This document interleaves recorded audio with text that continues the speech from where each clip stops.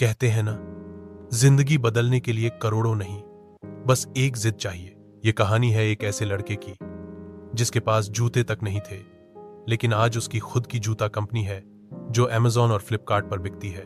उसका जन्म एक गरीब गांव में हुआ था। घर मिट्टी का था, छत टपकती थी और कई बार रात को बिना खाना खाए सोना पड़ता था। वो स्कूल जाता था, लेकिन पढ़ने के लिए नहीं, वहां मिलने वाले दोपहर के खाने के लिए, क्योंकि कई बार घर में रोटी भी नहीं होती थी। पढ़ाई के लिए किताबें नहीं थीं, लेकिन सपने बहुत था। वो मां से कहता, एक दिन मैं बड़ा आदमी बनूंगा और तुझे एक वाला घर दूंगा। पापा मजदूरी करते थे। एक दिन काम के दौरान वो इमारत से गिर गए और फिर कभी वापस नहीं आए। उस दिन घर की दीवारें नहीं टूटी, पर एक बचपन जरूर टूट गया। अब घर की जिम्मेदारी आ गई उस 12 साल के लड़के पर। उसने स्कूल छोड़ दिया और स्टेशन पर चाय बेचने लगा।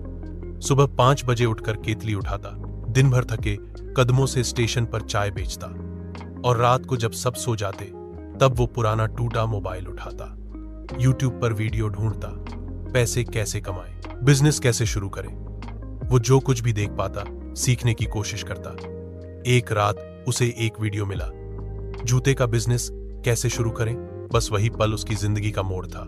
उसने पहली बार महसूस किया, मैं खुद के बनाए जूते भी पहन सकता हूं और दूसरों को पहना भी सकता हूं। लेकिन जेब में दोस्त 10 भी नहीं थे, ना दुकान, ना सामान, ना सपोर्ट। लोग हंसते थे, तू क्या जूता बनाएगा।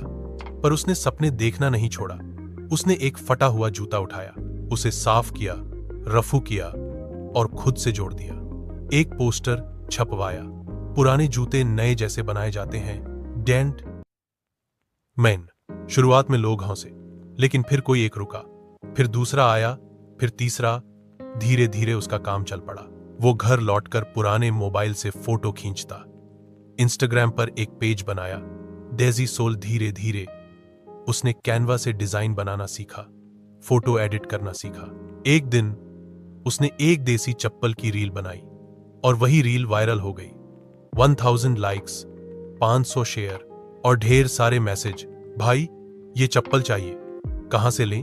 उसी दिन पहली बार उसकी आंखों में आंसू आए, लेकिन वो आंसू हार के नहीं, जीत के थे। उसने मां से कहा, अब तुझे कभी बर्तन नहीं धोने पड़ेंगे, बस आराम करना है।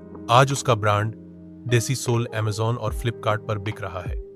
उसने एक छोटी सी वर्कशॉप खोली है जहां 6 लड़के काम करते हैं। अब वो लड़का जो कभी नंगे पांव चलता था, लोगों को अपने ब्रांड के जूते पहनाता है। मां अब उस पुराने मिट्टी के घर में नहीं, बल्कि एक अच्छे घर में एसी में सोती हैं।